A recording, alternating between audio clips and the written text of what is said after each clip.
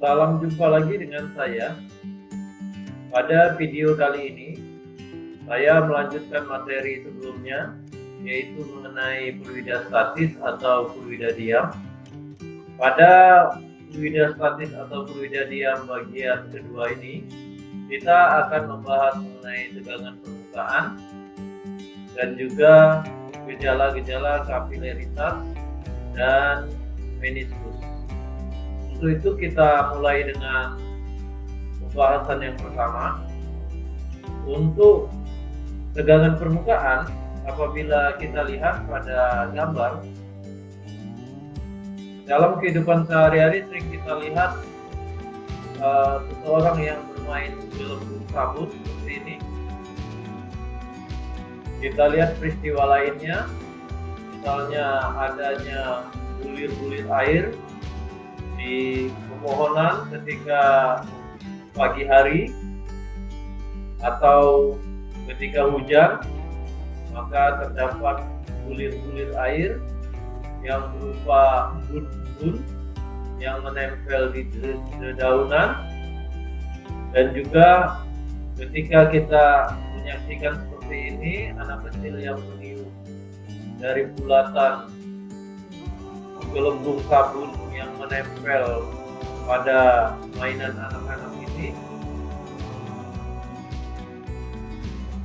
Contoh lainnya, peristiwa lainnya yaitu ketika jarum suntik, air yang ada di jarum suntik dikeluarkan dokter seperti gambar, maka kita bisa melihat dengan jelas bahwa ada bulir air yang berbentuk bulat di situ yang keluar, sama seperti peristiwa-peristiwa yang tadi, yaitu pada embun, pada gelembung.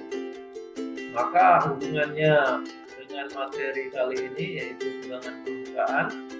Jika kita perhatikan peristiwa tersebut, ini menunjukkan adanya tegangan permukaan dari bentuk-bentuk zat cair tersebut. Tetesan zat cair atau fluida, apabila kita perhatikan, cenderung untuk memperkecil luas permukaannya. Nah, untuk membuktikan tegangan permukaan, kita bisa mencoba, yaitu langkah pertama buat kawat melingkar seperti ini. Buat kawat melingkar, lalu kita ikatkan benang seperti gambar. Ada benang yang diikatkan melingkar dan ada dihubungkan dengan benang lainnya seperti ini. Lalu isi baskom dengan air sabun. Setelah diisi dengan air sabun, seperti permainan anak-anak tadi, yaitu permainan gelembung, maka kita bisa melihat bahwa ketika dicelupkan kawat dengan ikatan benang ke permukaan air sabun dalam baskom, maka kita perhatikan nih baskom yang berisi air sabun, lalu dicelupkan di permukaannya, maka kita bisa menyaksikan bahwa benang yang tadinya ketika tidak dicelupkan di permukaan air tidak berbentuk bulat, tetapi ketika dia tercelup ke dalam air, maka benang tersebut membentuk lingkaran sempurna seperti ini.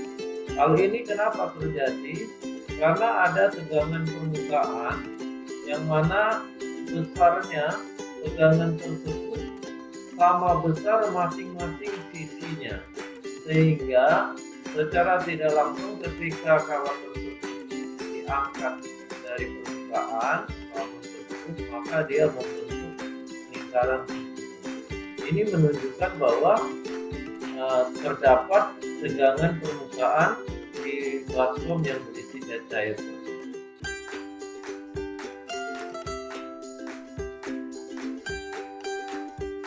Apa sih yang dimaksud dengan tegangan permukaan? Tegangan permukaan dilambangkan dengan gamma, yaitu didefinisikan sebagai perbandingan antara gaya tegangan permukaan F dengan panjang D tempat gaya tersebut bekerja Sehingga secara matematis kita bisa tuliskan bahwa gamma sama dengan F per D. Kita lanjutkan percobaan pada tegangan permukaan. Apabila kita membuat dua buah kawat, pertama adalah kawat berbentuk seperti ini, kemudian dibuat kawat yang kedua yang melilit kawat pertama. Selanjutnya kawat tersebut seperti tadi dimasukkan ke dalam air sabun atau zat cair, maka uji coba mengukur tegangan permukaan ini dapat kita lakukan ketika kawat ini ditarik ke bawah, maka terjadi tegangan di permukaan cairan tersebut. Karena digantung seperti ini, maka besarnya permukaannya ada dua sisi, maka D sama dengan 2 dikali M. Tegangan permukaan dinyatakan dengan persamaan gamma sama dengan F per 2M, karena D-nya sama dengan 2.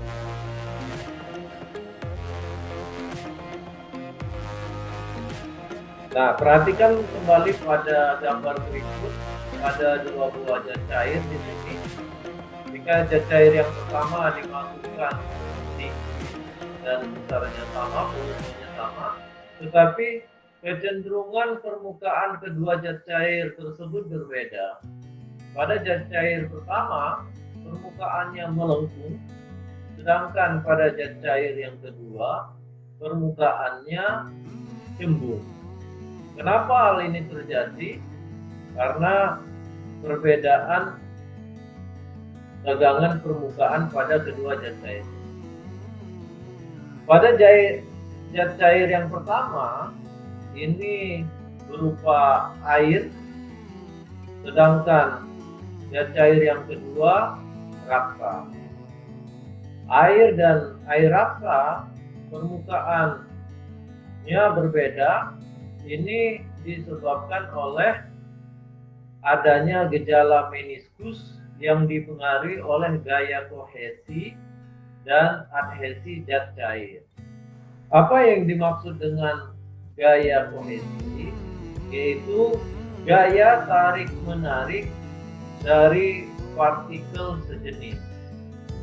Sedangkan gaya adhesi adalah gaya tarik-menarik dari zat cair pada partikel yang berbeda jenis. Kalau kita lihat pada gambar, maka pada air bentuknya cembung karena gaya tarik menarik air dengan permukaan gelas itu lebih besar, maka dikatakan adhesinya lebih besar pada air. Sedangkan pada air raksa, gaya kohesinya yang lebih besar karena daya tarik menarik antar partikel sejenisnya lebih besar, maka dia membentuk permukaan yang lembut. Nah, kita lihat lagi pada gejala kapilaritas. Ketika air yang dimasukkan dalam sebuah pipa seperti ini, dan pipa tersebut dihubungkan masing-masingnya terhubung oleh zat cair, maka ketika dituangkan di bagian yang besar, maka diameter pipa yang paling kecil memenuhi permukaan yang paling tinggi. Kalau kita lihat di sini, ini menunjukkan adanya gejala kapilaritas. Apa yang dimaksud dengan gejala kapilaritas? Yaitu peristiwa naik atau turunnya permukaan zat cair pada pipa kapiler. Jadi kita lihat semakin kecil, maka permukaannya semakin tinggi. Gejala kapilaritas bisa juga kita coba dengan pipa kapiler, yaitu air yang diisi dalam wadah seperti ini. Ketika pipa kapiler ini ditekan, maka pipa kapiler tadi mendorong zat cair yang ada sehingga permukaan di dalam pipa kapiler membentuk permukaan yang cembung.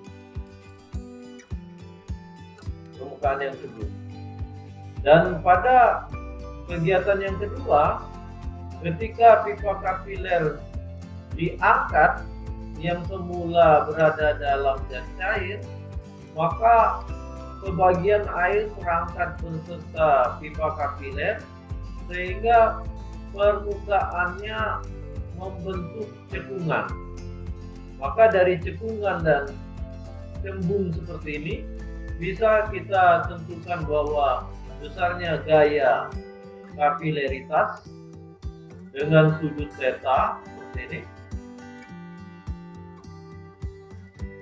Masih ingat rumus sebelumnya bahwa tegangan permukaan sama dengan berbanding lurus dengan gaya dan berbanding terbalik dengan panjang tegangan permukaan.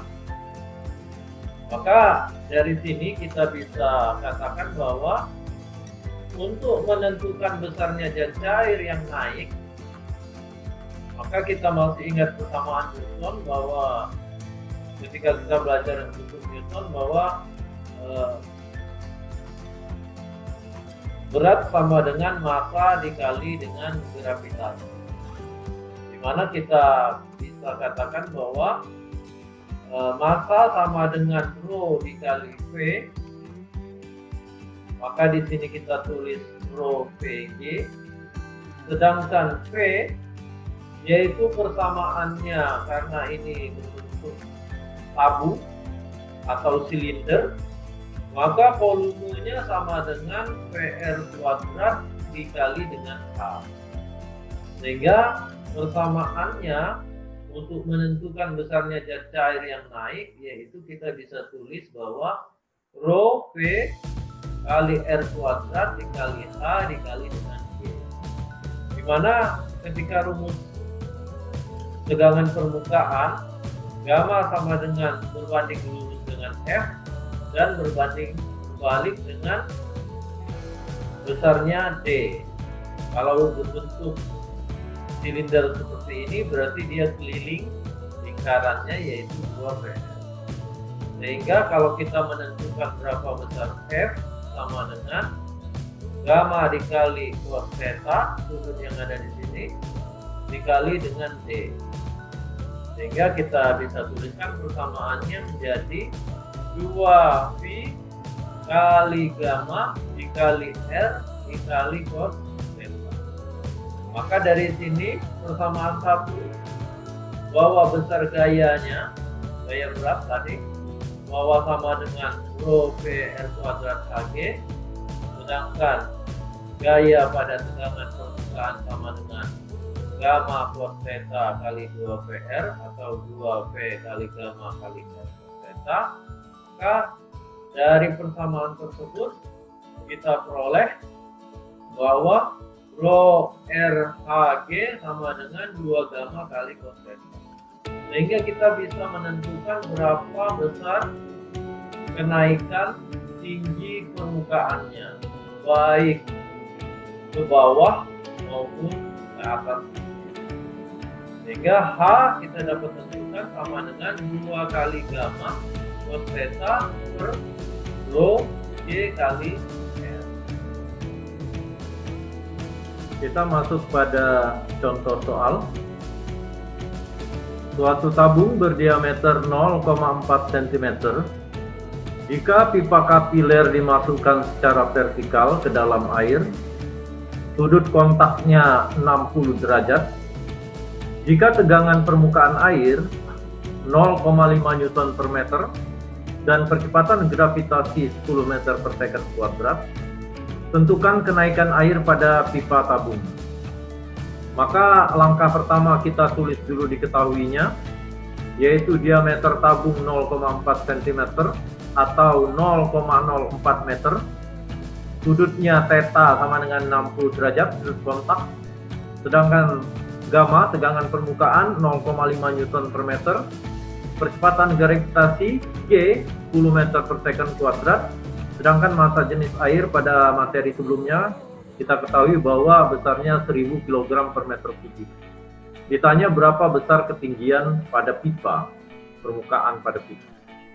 Maka kita masukkan persamaan yang kita peroleh tadi, H sama dengan 2 gamma cos theta per rho GR.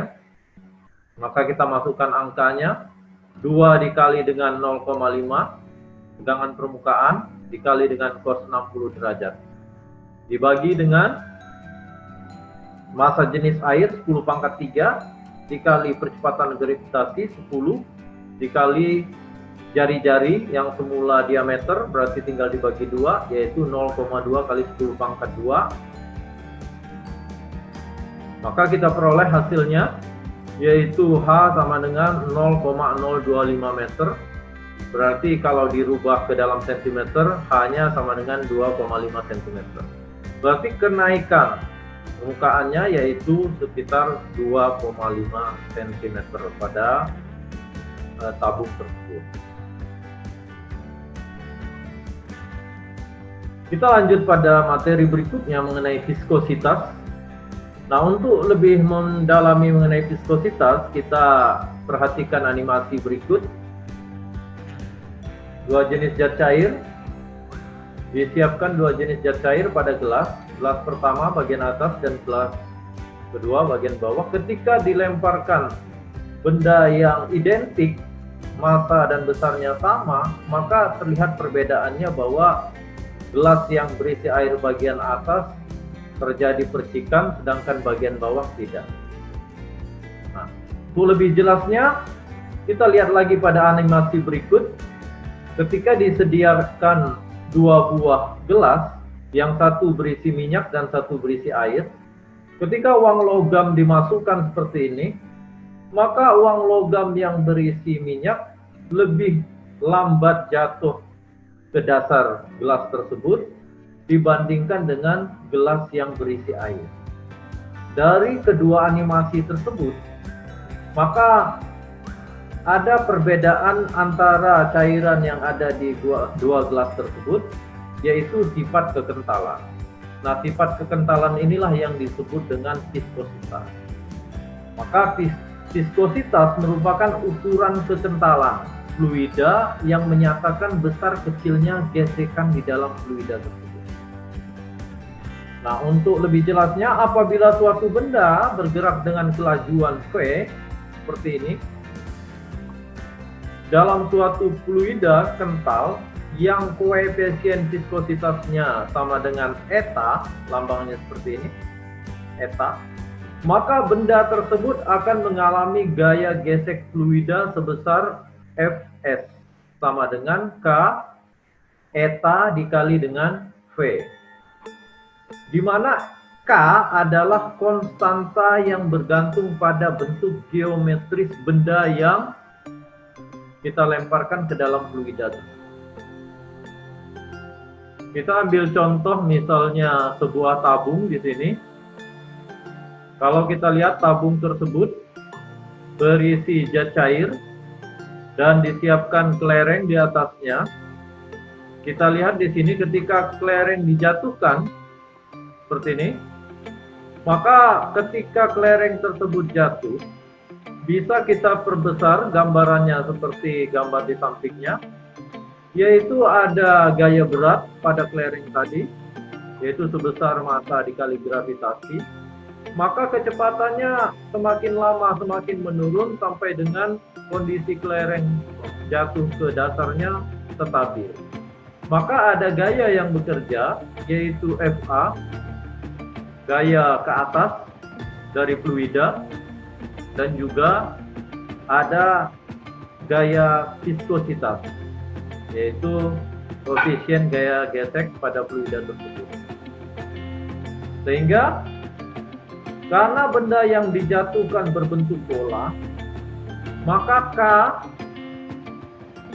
bentuk geometris benda tersebut sama dengan 6pi kali R, sehingga persamaan tadi Fs sama dengan K dikali dengan eta dikali V, K-nya dirubah menjadi 6pi R, sehingga persamaannya menjadi gaya gesekan stuk, yaitu 6pi R dikali eta dikali V.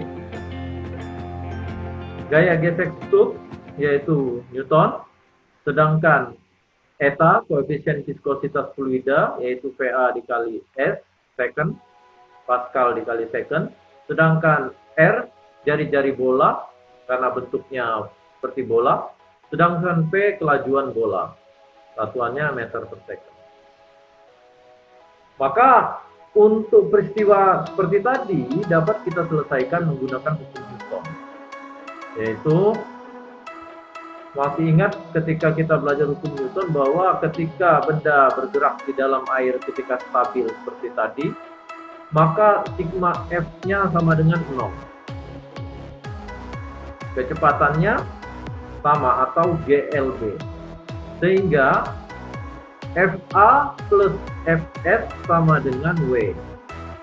Kita ketahui bahwa gaya ke atas sama dengan rho Vg, sedangkan gaya stok gesekan dengan fluida 6πr eta Vt, sedangkan gaya berat mg di mana massa sama dengan rho dikali v, maka rho Vg pada benda, ini pada Fa pada fluida rho-nya.